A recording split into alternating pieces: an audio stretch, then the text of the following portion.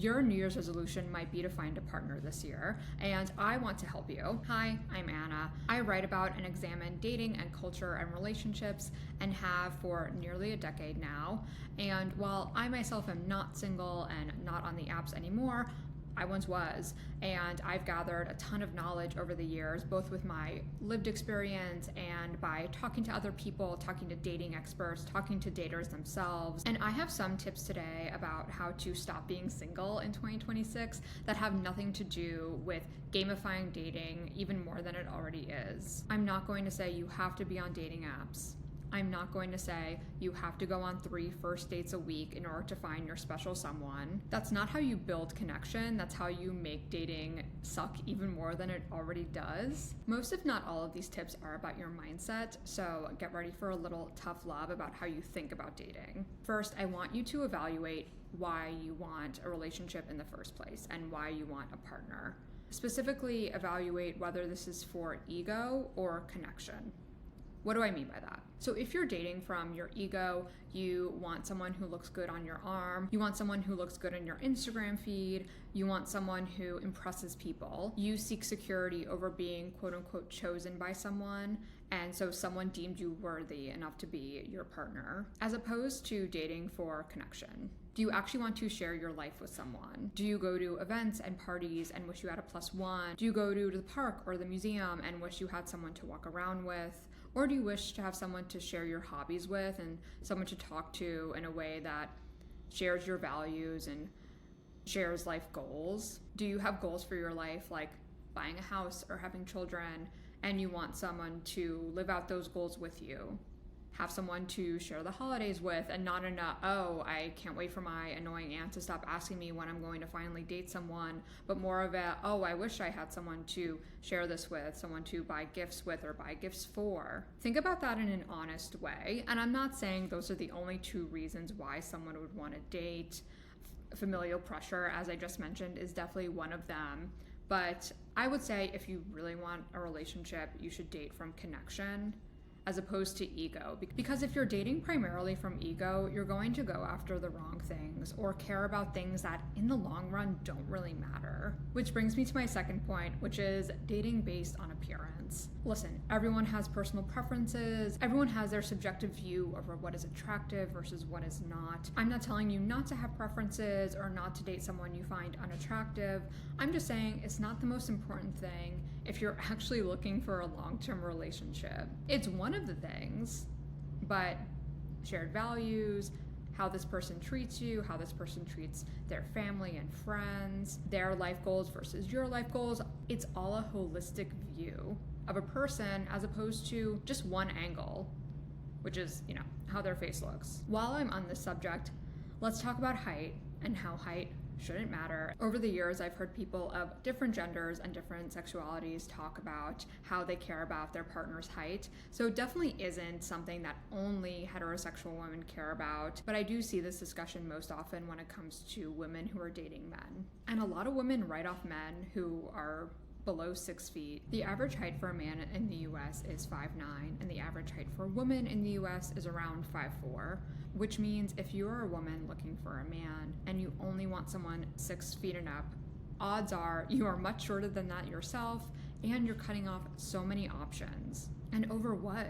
A quality that someone cannot control within themselves. Or if they do, they have really brutal and expensive surgery, like Pedro Pascal had in Materialists, and even that didn't win over Dakota Johnson at the end of the day.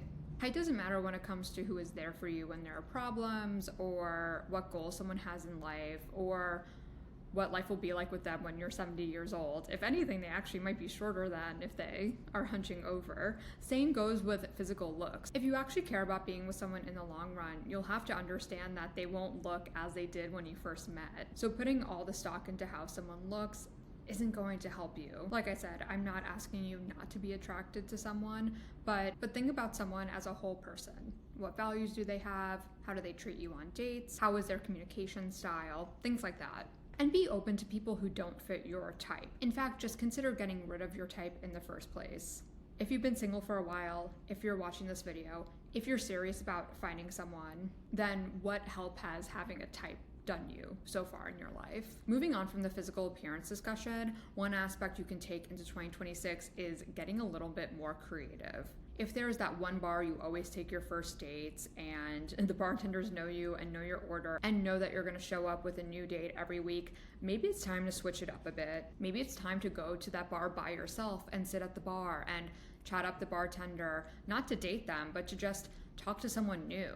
In 2025, I heard a lot of stories about people joining run clubs or book clubs or going to speed dating events to try to break out of their shell. I think we're going to see more of that in 2026, especially as dating fatigue wears on. It seems like the dating apps these days are leaning into more and more AI features as people actually want to move away from tech. That is, if they are interested in dating humans. Some people aren't. Some people are dating AI chatbots and marrying them, and I will be making a video on that. And you don't have to do any of those things. You don't have to force yourself to run or read or speed date if it makes you uncomfortable, but maybe staying in your comfort zone hasn't helped you. Maybe it would benefit you to do something that makes you a little bit uncomfortable, within reason, of course. Stay safe. But I would say if you live in a city and you go to a bar that's crowded on a Thursday night and you talk to a stranger, that's a safe way to put yourself out there in a way that can still be nerve-wracking for sure. And you might get rejected, or they might not want to talk to you, or it turns out they're partnered, but that's the way it goes. You're one step closer to actually finding someone who wants to be with you. And think about other ways that you can get creative. Maybe you see a stranger at a movie screening you went to. Why don't you ask them what they thought after it ends? Or if someone's wearing a nice outfit, you can compliment them. And there's no guarantee that you'll end up going on a date with this person or ever seeing them again, but at least you're putting yourself out there. At least you're emitting the energy of being approachable, of trying something new, of stepping out of your comfort zone, which if you've been single for a long time, getting into a partnership might be uncomfortable. If you've been single for so long, even if you hate it and even if you really desperately want a partner, there might be some part of your subconscious that's holding you back because you're so used to being single and being in that state. Even if you don't like it, your body may associate your current single status as safety. Getting out of your comfort zone might prepare your body for the newness of a relationship. And finally, energy matters a lot. I think if you're going on 3 dates a week, for instance, just to check off that box of, oh, this is my New Year's resolution and I need to go on these dates, when you're not excited about it, you're going to imbibe that energy. Unless you're really good at faking it, sometimes we can tell when someone doesn't want to be there. And energy talk might be woo-woo, but even if you don't believe in that, you're not doing yourself any favors by going on dates you don't want to or endlessly swiping into the void when you'd rather just do something else, do anything else. And I'm not talking about being toxically positive either, like, oh, I'm going to go on a date and it's going to be so amazing and they're going to be my future spouse. No, not at all. Don't do that. But there's a major difference between, I have to go on this first date and I'm open to meeting someone new. I'm open to seeing where this goes. I'm going on this date to get to know someone. And I'm going to go to a new bar that I've been meaning to go to, instead of going to the same place you took all your first dates in 2025. Even if you look at it from an anthropological or sociological perspective, it can make dating a little bit more fun. Like if you go on a first date and you kind of get the vibe immediately that the romance isn't there, you don't have to shut down. You can be like, hey, this person might be a good friend. Or if you're totally off base and just like not compatible, even in a platonic way, you could be like, I wonder what made this person this way. I wonder if I ask a random out-of-pocket question, what their answer might be.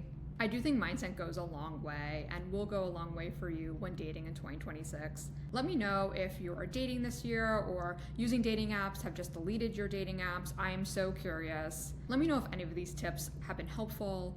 And thank you so much for watching, and thank you for 200 subscribers. Expect lots of new videos in 2026, but until then, thanks again for watching.